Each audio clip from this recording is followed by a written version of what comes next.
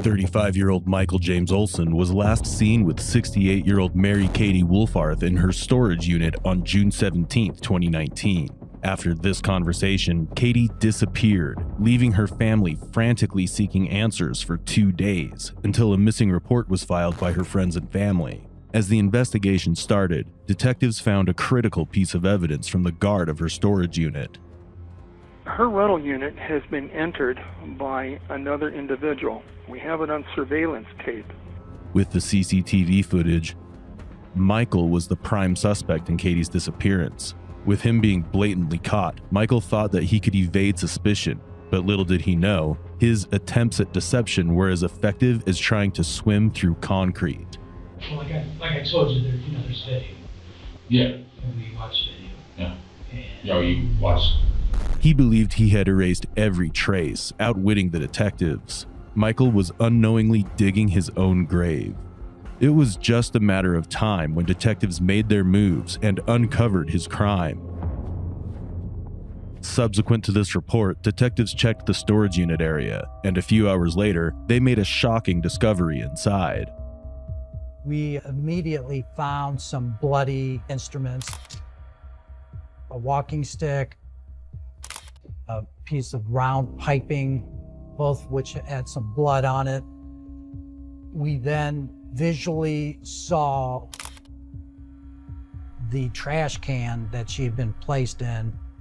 It was kind of toward the back center of the storage unit. You could see that there was a leg and foot sticking out of the trash can. Once Katie's body was discovered, detectives wasted no time and went for a manhunt to arrest Michael. Through lead, it was found that Mike tried to break into his father's duplex on the same day and already in custody. With Michael now in custody, the officers arrived at the station to begin their inquiry. However, while he was alone in the room, he started behaving rather odd, which immediately caught everyone's attention. All this for going through a window to help a neighbor. You guys are joking. Try to go to the bathroom. Right here. God, this is so stupid. Initially, he believed he was being interrogated about the burglary. Assuming that his questioning is for another petty crime, he attempts to manipulate the officers by building a different narrative of the incident where he was trying to be kind and help a neighbor. However, they soon saw through his manipulation and immediately pressed him with basic questions to test the authenticity of his story. Yeah, I know you explained a little bit how I'm seeing there, what kind of had happened, okay? Of course. So, I just want to I like to do things formal, and that's why we're down here doing this right now. Tell me kind of how this whole thing transpired today. I went and picked up some mulch. Bob and Rose always yells at me through a window, and hey Mike, and my dad was leaving this morning. Hey Mike, could I use your coffee pot? So I let her use my coffee pot. I was hanging out today. My dad was out working, and I was kind of doing my own thing. And she said, could you? We were sitting here having a cigarette. Bob was there, and I was like, she said, could you open that door for me? There's a closet door that always sticks, that I usually just, if there's no lock on it or whatever. I thought she meant that. She didn't know the bedroom door. And I went over, I was like, oh, well, Rose, it's locked from the inside. Or, so I was like, I think you guys always keep that window open. Why don't I just go around there and, yeah, could you? I don't think you'll fit. And I was like, oh, come on, Rose, I lost weight. Shoot, I can get in there. Yeah, and so that's what I did. I helped her get her window open, or her door open. Went around there, and it made it look like I went to jump in. That's probably what the neighbors saw me doing. I tried to jump in first, and I was like, well, I need a chair. Went over and I opened our freaking bedroom door. It was locked. I just was living there. The landlord, he was like, I guess he tried to get me to get out of there. Sorry, I'm acting like I'm all nervous and talking, but I was just helping them out, getting their freaking bedroom door open so they could start getting all the out of there. They asked me to help them get all the out of the basement and out of the bedroom. Okay, so just so I understand it, they yelled out the window to you In the morning. That was at like 8:30 this morning. Yeah. Then I was there. What neighbor called? Because didn't the neighbor see me doing mulch? I don't know which neighbor it was. It doesn't even matter. But dude, I was doing mulch for him. And that wasn't like I was charging him for everything. I went and got him a pack of cigarettes. Can you go get cigarettes, Mike, for us? Of course I did, yeah. While telling his story and answering questions, he made a chilling confession about himself, one that raised immediate red flags. I've been staying there since February of 18 with my dad after I moved out of the TPO with my ex-girlfriend. A temporary protection order is issued in Ohio when someone is accused of domestic violence, assault, or menacing. This order legally prohibits the offender from coming near the victim, offering them protection during the legal proceedings. In this case, however, it soon became clear that he was just playing the one being wrongly accused, desperately trying to manipulate the situation. But deep down, he knew the truth was closing in. When we came in, we arrived and you were in the basement at that time. Yeah, I was getting stuff out of the basement. And all of a sudden I heard, "Is there anybody here?" And I was like, "What's that?" And I was like, and then I came out. I wasn't ducking down like the one officer said. I was freaking trying to get some stuff clean for him. And why wouldn't they lie to me? Why would they say that I was trying to steal stuff? God, I've lived there for... I don't know if they actually said you were trying to steal something. Well, what am I doing here? Because they said that they didn't know that you were in the house. Oh my God, did you see how intoxicated she was? They drink all day, every day. They drink a liter of Kamchatka damn near every day. Michael's father revealed that just days earlier, Michael had shaved his head for no apparent reason, which raised suspicions. He seemed to be trying to hide from public eyes, but that was in vain as the detectives already had hard evidence against him. With that, Michael begins to fumble and tries to drag out the conversation, clearly losing credibility along the way. The weaker his defense became, the tighter the detective's grip on him grew. It was like probably 3 or 4 days ago. I was just being goofy and just shaving around. My cousin's coming in from town. He's a Marine. I wanted to do something funny for him, and heck, I've never shaved my head before, really. I mean, a couple times, but not like shaved it. Right. It feels kind of good. I kind of like it. Did he meet up with you after you ran out of gas? Yeah, he came and actually got me some gas, yeah. But, I mean, he didn't say anything about it. Did he get you gas? Well, actually, he just gave me $10, and then I was right by that. I was on Carroll and Carroll and Market, to get some gas, and then he left. So. Your dad did? Yeah, he left me there. What time was this? That'd be, I don't know. I really don't know, 11, maybe 12, 1, somewhere around there. I don't know. Sure it wasn't more like 1 or 2? 1 or 2. Well, like I said, 11, 12, 1. Because, yeah, I don't know the concept of time, really. I had so much going on lately. Okay. What all have you had going on lately? Just working with my mom. My mom and stepdad own a couple of yogurt shops, trying to work for dad, trying to make any ends meet, because me and dad haven't been vibing very much lately. We butt heads, we've worked together, lived together for a while.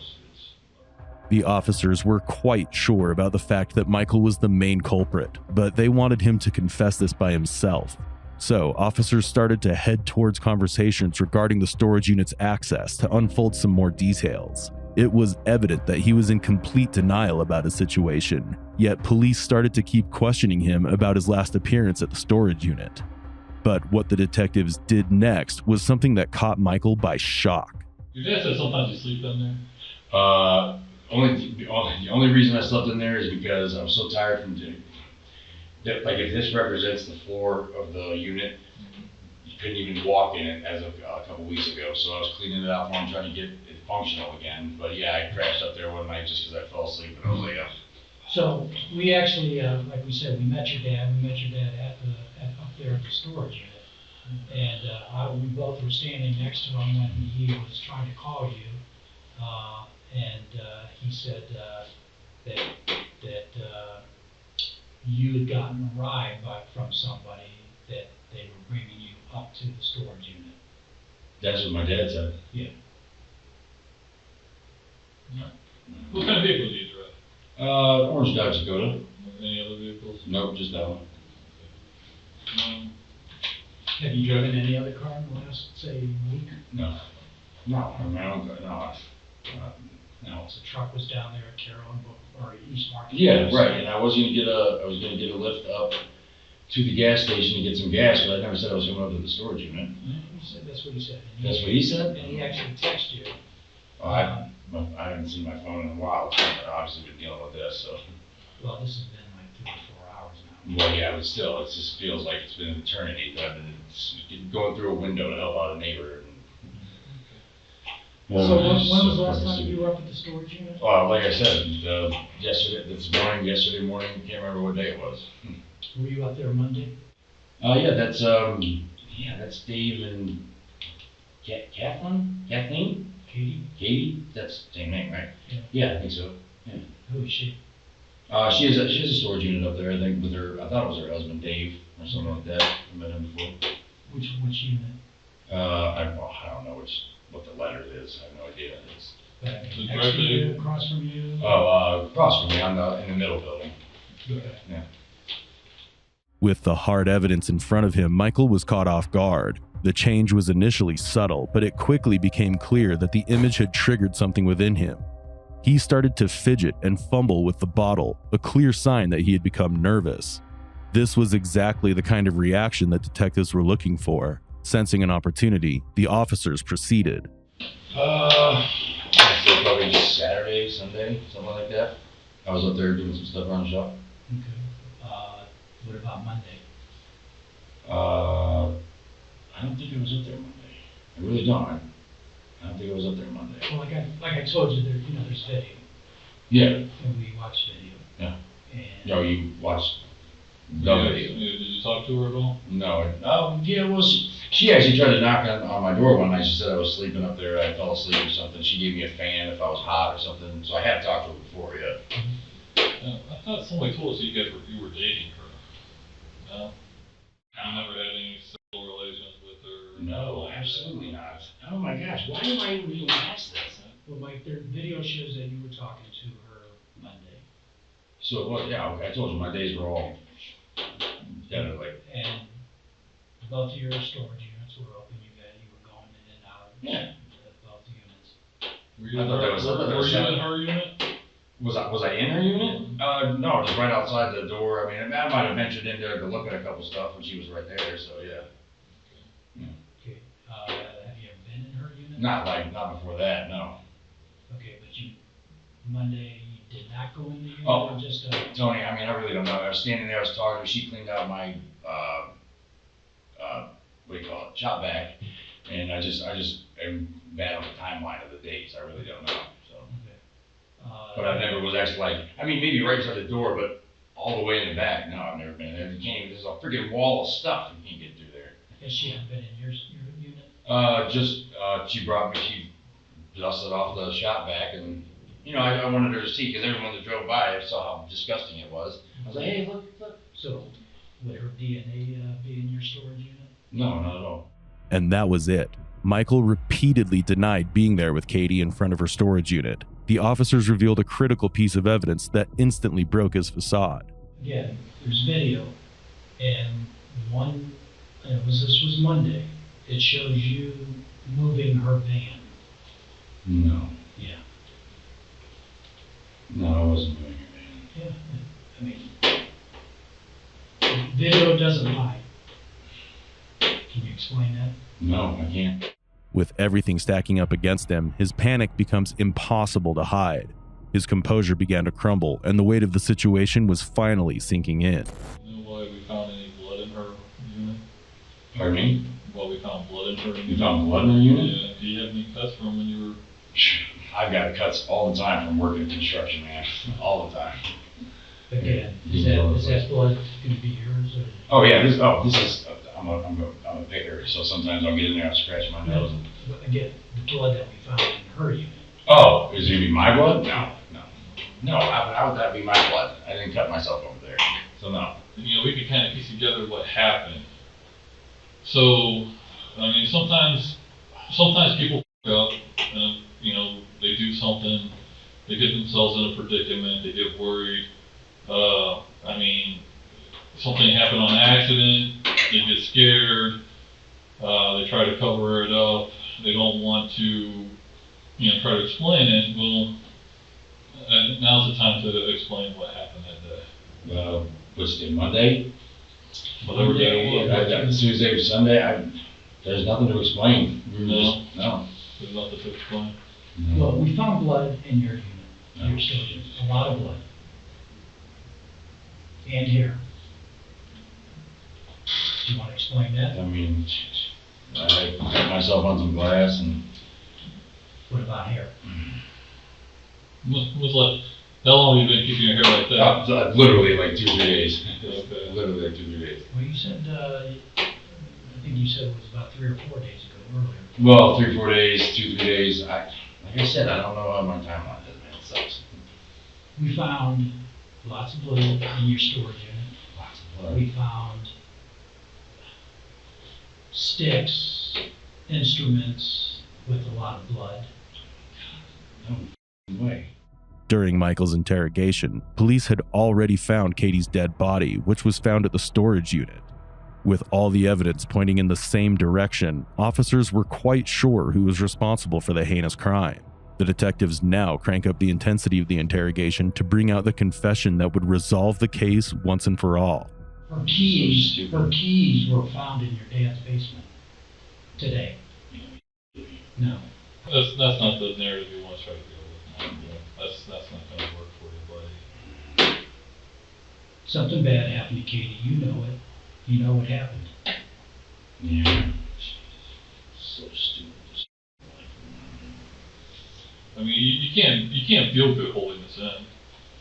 No, not really. I just, Tell us what happened. I snapped, man. I snapped. I just, About what? something came over me. I don't know. What makes you? My ex-girlfriend, dude, it was a downfall. It's not, like, it's not, she wasn't holding a gun to me. It might have been ex-girlfriend, but she made me a different person because of her toxic, narcissistic ways. Finally, with no other option and knowing that he was cornered, he confessed. But that did not stop him from blaming his ex-girlfriend for this kind of behavior as a last effort to minimize the brutality of his crime. It clearly shows his sociopath mentality and utter disregard for the sanctity of human life. All that was now left is for the detectives to gain more details about that incident. That's why I told you, this is your narrative. This is your chance to say for your story. Yeah, well, I just... Are you just a cold-blooded, No, I snapped. homicidal maniac? Not at all. Or was it I heat of the moment? Heat of the moment type of thing. Dude, I snapped. I just went over there, hit her on the head. That was it. What'd you hit on the head with? You know, something. Like a metal pipe, a walking stick, Something in there. wooden? Yeah, it was actually a piece of, I don't even see that, a piece of the fireplace stick. Where'd you hit her at? Back of her head? Anywhere else? Did she see you? Were you facing her or? No. You don't know how many times you hit her? I think there's maybe once or twice, 3 times maybe, and then I just shot her. You didn't. And then I just try to get rid of the evidence, but let's see what I didn't do, because I knew about those cameras. And it was, Where's the vein? no idea. I parked it in the hood somewhere.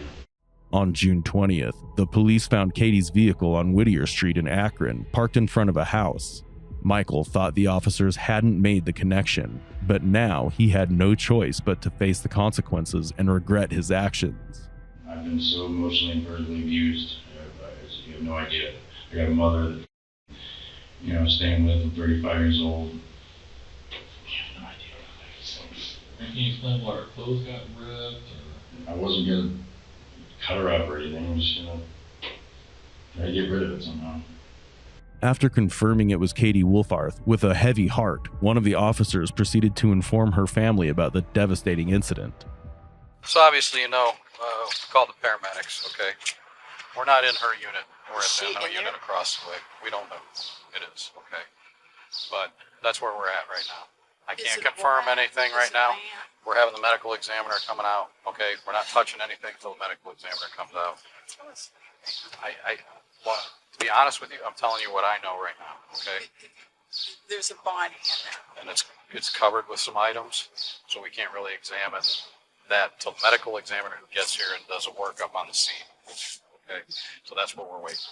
Okay, so just be a little patient. When we know, we'll let you guys know. Okay, I promise you. I mean, we don't mean to have you sitting here waiting, but unfortunately, we have to follow protocol. We have to get as much evidence as we can at this point. Okay, and obviously, Is it a female? That I don't even know. I can't even tell you that right now. Because Maybe like I it's said, so old they can't tell.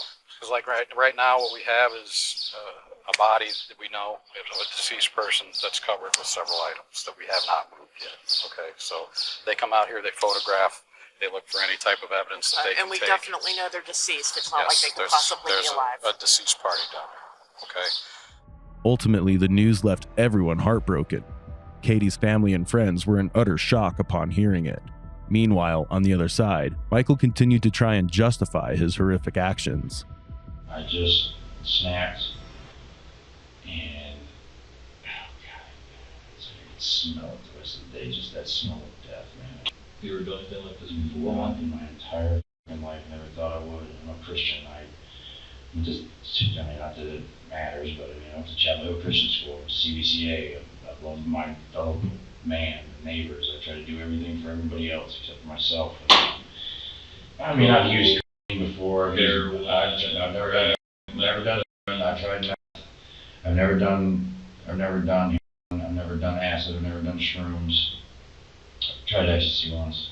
So have you been doing anything lately that might have made you snap? Nope. No. I mean, I would bump every once in a while, but it doesn't. What do you mean, salt? Like speed, you know. Okay. But it doesn't make me an angry person. I'm weird. I'm like an opposite drug user. Like weed is supposed to be a downer, gives me energy. I used to do pills back in 06. I got a charge. I do pills, become a zombie. You know. So and even this weird kind of made me a little bit calm. It doesn't affect me like it does like rage. That's like you think about. By now, it was clear that no matter what he said, nothing could save him. It's ironic to watch a man who mercilessly took a life now attempt to portray himself as calm, and his actions are conveniently blamed on past trauma. It was evident that his girlfriend's behavior wasn't the trigger. The real cause behind this horrific incident was his drug abuse. Initially, he hadn't been labeled a regular drug user, but the police had gathered enough evidence to prove he was an addict. Over time, this addiction led to anger issues, causing him to lose control and act in ways he otherwise wouldn't have. Anything else you can think of that you want us to know? I mean, I'm sorry. Do you have any other questions? I mean, you can ask me, but not that I can think of. I think we're pretty much. You got your confession. I got a confession, didn't you? In the end, this self-proclaimed genius was finally under arrest. No, Mom, Dad, if you ever watch this, I love you. I'm sorry. Should never have done it. You just snapped. With all of this evidence gathered, he was finally brought into court for sentencing. Michael, at his sentencing, finally apologized to the family and attributed his conduct to drug usage while accepting responsibility for the crime. Just hope that one day you will see that I'm not the devil, and I'm going to do everything in my life to help wherever I lie. God will use me in some way. I'm so terribly sorry for everything he's done. Katie's friends and family also submitted their impact statements, expressing tremendous grief and outrage at Michael Olson's acts, with some believing the death penalty would have been more appropriate. On August 27, 2019, Michael pled guilty to a range of serious charges, including aggravated murder, rape, grand theft of a motor vehicle, gross mistreatment of a corpse, and trespassing. In exchange for his plea, he avoided the death penalty and was sentenced to life imprisonment without the possibility of parole, along with additional terms for his prior offenses. Did the justice system truly serve justice, or did it merely follow protocol? Would Michael have slipped through the cracks if the CCTV footage hadn't surfaced? Share your valuable thoughts on this case in the comments section. If you want us to cover any case you like, then do be sure to let us know, and don't forget to like, share, and subscribe to our channel.